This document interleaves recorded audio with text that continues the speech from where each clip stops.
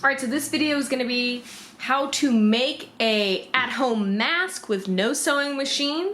So what you're going to need is some muslin cloth. So the one I got is from Target.